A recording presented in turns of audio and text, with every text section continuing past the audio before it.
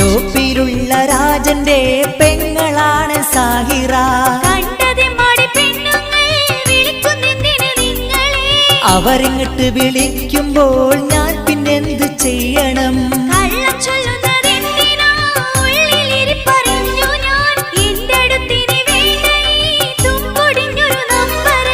എന്റെ പൊന്നു സാഹിറ വെറുതെ പറയുന്നെന്തിനാ?